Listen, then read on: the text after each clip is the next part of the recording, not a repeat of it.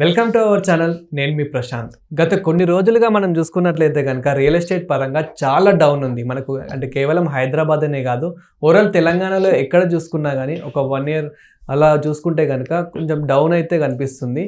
And present ఇప్పుడు ఎలా ఉంది, ఫ్యూచర్లో ఎలా ఉండబోతుంది, దీని గురించి అయితే మాట్లాడేందుకు ప్రస్తుతం మనతో పాటు real estate expert Smitha Krishnamurthy garu ఉన్నారు. నమస్తే అండి. నమస్తే మేడం, ఇప్పుడు మనం రియల్ ఎస్టేట్ పరంగా చూసుకున్నట్లయితే కనుక ల్యాండ్స్ కానివ్వండి, ఫ్లాట్స్ కానివ్వండి, ఏవి చూసుకున్నా కానీ గత కొన్ని రోజులుగా అయితే చాలా డౌన్ ఉంది. అంటే మనకి రేట్స్ అలానే ఉన్నాయి, అంటే పెరగడం లేదు, తగ్గడం లేదు. అండ్ ప్రజెంట్ ఎలా ఉంది, సో ఫ్యూచర్లో ఎలా ఉండబోతుంది, తీసుకునే వాళ్ళకి మీరు ఏం చెప్తారు? మార్కెట్ అయితే కొంచెం స్టాగ్నెంట్ ఉందండి ఫ్రమ్ లాస్ట్ 1 to 2 years నుంచి. సో తీసుకున్న వాళ్ళు they are already on the safe mode. కొత్తగా తీసుకోవాలనుకున్న వాళ్ళు కూడా తీసుకోవచ్చు, ఎందుకంటే మార్కెట్ స్టాగ్నెంట్ ఉంది. మీరు అన్నట్టు అటు ప్రైస్ పెరగట్లేదు, తగ్గట్లేదు. సో దట్ మీన్స్ మీ మనీ ఈజ్ సేఫ్. పెరగట్లేదు అంటే తగ్గటం కూడా లేదు. సో మార్కెట్ అయితే స్టాగ్నెంట్ ఉంది. తీసుకోవాలనుకున్న వాళ్ళైతే తీసుకోవచ్చండి. కాకపోతే తీసుకున్న వాళ్ళు గత కొన్ని సంవత్సరాల ముందు 2 years 3 years హోల్డ్ చేసుకొని ట్రేడింగ్ పర్పస్ కోసం తీసుకుంటారు చూడు, వాళ్ళకైతే it is a tough time. ఎందుకంటే రీసేల్ మార్కెట్ అయితే లేదు ఇప్పుడు. So investment module or investor మాడ్యూల్లో ఎవరైతే దీని ముందు ఇన్వెస్ట్మెంట్స్ చేసేవాళ్ళో వాళ్ళు ఏంటంటే ప్రీ లాంచ్లలో లేదంటే ఇనిషియల్ స్టేజ్ ఆఫ్ ద ప్రాజెక్ట్లో బ్రాండెడ్ బిల్డర్స్ అనౌన్స్ చేసినప్పుడు 2 flats 3 flats 10 flats అట్లా కొనేసుకొని ఆఫ్టర్ 4-5 years సేల్ చేసుకుంటారు. When it comes for occupancy or ready to move, అంటే క్లోజ్ టు ఆక్యుపెన్సీ ఉన్నప్పుడు అమ్మేసుకుంటూ ఉంటారు. ఆ మార్కెట్ అయితే ఇప్పుడు అస్సలు లేదండి. సో ఆ ఒక మాడ్యూల్లో మాత్రం ఇన్వెస్ట్ చేయటం ఇప్పుడు చాలా టఫ్. బికాస్ రేపు ఫ్యూచర్లో రీసేల్ ప్రాపర్టీస్ ఎలా ఉంటుందో మనకి తెలియదు, అంటే రీసేల్ మార్కెట్ ఎలా ఉంటుందో తెలియదు. సో అలాంటివి కాకుండా ఉండడానికి కొనాలనుకున్న వాళ్ళకైతే మార్కెట్ ఈజ్ గుడ్. ఎందుకంటే instead of paying rent we're paying EMI అంతే. సో ఒక 7 years or 15 yearsలో మీకు ఆ ఫ్లాట్ సొంతం అయిపోతుంది. So that ways it is good. కానీ ఇన్వెస్టర్ మాడ్యూల్లో మాత్రం it is very tough.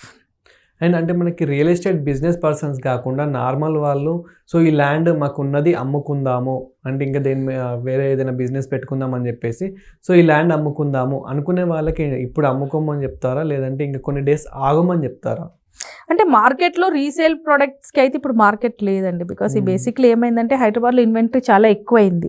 So A product అయినా డిమాండ్ వర్సెస్ సప్లై పట్టే మనకి దానిది స్కోప్ ఉంటుంది. కానీ ఇక్కడ ఏమైందంటే డిమాండ్ తక్కువైంది, మనకి ఇన్వెంటరీ ఎక్కువైంది హైదరాబాద్లో. దానికి ఒక రీజన్ ఈజ్ మనకి అన్లిమిటెడ్ ఎఫ్ఎస్ఐ ఉండటం వల్ల నెంబర్ ఆఫ్ ఫ్లాట్స్ కట్టేసేయటము. సో ఎక్సెస్ ఇన్వెంటరీ అయిపోయింది. ఇప్పుడు ఫర్ ఎగ్జాంపుల్ ఒక అపర్ణనో మై హోమో తీసుకుంటే ఒక్కొక్క కమ్యూనిటీలో మీకు 3000 వరకు ఫ్లాట్స్ ఉంటున్నాయి. అంటే ఆల్మోస్ట్ చుట్టుపక్కల ఒక సిటీ మొత్తం దాంట్లో ఉండొచ్చు నేను అడిగితే. సో అలాంటి ప్రాజెక్ట్స్లో ఏమవుతుంది అంటే అది ల్యాండ్ అన్నా ఉండొచ్చు, ఫ్లాట్ అయినా ఉండొచ్చు. రీసేల్ మార్కెట్ అయితే అస్సలు లేదండి. ఎందుకంటే మీరు అంటే కొత్త కస్టమర్ పాత ఫ్లాట్ కొనడానికి వచ్చినప్పుడు సేమ్ ప్రైస్లో వాళ్ళకి కొత్త ఫ్లాట్ దొరుకుతుంది. So why will they buy the resale product, they will buy the new product. So అలానే ప్లాట్స్ కొన్న వాళ్ళు, నేను ఇప్పుడు ఈ ప్లాట్ అమ్మేసుకొని వేరే దాంట్లో ఇన్వెస్ట్ చేయాలనుకున్న వాళ్ళకి కూడా it is very tough time. Actually మార్కెట్లో బూమ్ ఉండి డిమాండ్ ఉంటే మీరు అనుకున్న ప్రైస్ వస్తుంది.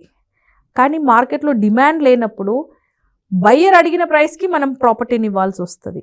So this is actually buyers market. So ఇప్పుడు నా దగ్గర ప్రాపర్టీ ఉండి నేను అమ్మేసుకొని నేను ఇంకెక్కడైనా ఇన్వెస్ట్ చేయాలి అనుకుంటే it is tough to cell in this market now.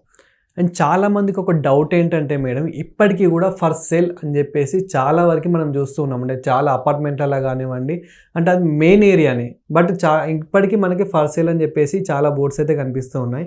అంటే అది అమ్మకం పోవడానికి అసలు రీజన్ ఏంటి? Reason is excess inventory. అంటే ఫ్లాట్లు అవసరం కంటే కూడా ఎక్కువ కట్టేసి ఉన్నారు ఇప్పుడు హైదరాబాద్లో. ఇంకొకటి దానికి reason is people are losing jobs. ఒక గ్లోబల్లోనే మొత్తం ఒక రకంగా రెసిషన్స్ వస్తున్నాయి. ఇప్పుడు మీరు చూస్తున్నారు యూఎస్ నుంచి చాలామంది రిటర్న్ వస్తున్నారు.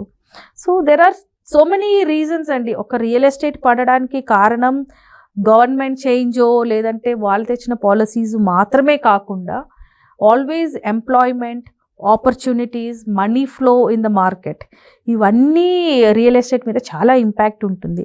వెన్ గవర్నమెంట్ డిమానిటైజేషన్ చేసినప్పటి నుంచి మీరు చూసుకుంటే రియల్ ఎస్టేట్ మీద చాలా ఎఫెక్ట్ పడింది. ఎందుకంటే real estate is one such sector where cash flow ఎక్కువ ఉంటుంది. వైట్ అమౌంట్ కంటే కూడా క్యాష్ ఇన్పుట్ ఎక్కువ ఉంటుంది. సో అప్పటి నుంచి స్టార్ట్ అయిన అంటే ఒక్కొక్క స్మాల్ స్టెప్స్గా ప్రతి డిసిషన్ మనకి రియల్ ఎస్టేట్ మీదనే హిట్ అయింది. అండ్ ఇప్పుడు ఏఐ రావటం వల్ల too many people are losing jobs. So ఇప్పుడు నేను ఫ్లాట్ ఎందుకు కొంటాను?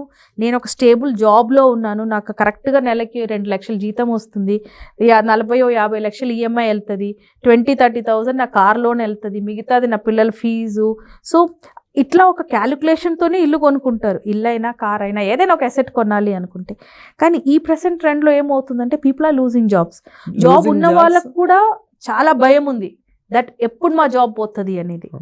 అండ్ అదేవిధంగా హై ఎక్స్పెక్టేషన్స్, అంటే అమ్మే వారికి హై ఎక్స్పెక్టేషన్స్ ఉన్నాయి, కొనే వాళ్ళకి కూడా ఎక్స్పెక్టేషన్స్ ఎక్కువ. ఎందుకంటే అమ్మే వాళ్ళకేమో ఇంత రేట్ అమ్మాలి, కొనే వాళ్ళకి ఇంకా తక్కువ రేట్లో నేను కొనాలి, బట్ అదే కొనాలి అని చెప్పేసి అలా ఎక్స్పెక్టేషన్స్ చాలా ఉన్నాయి.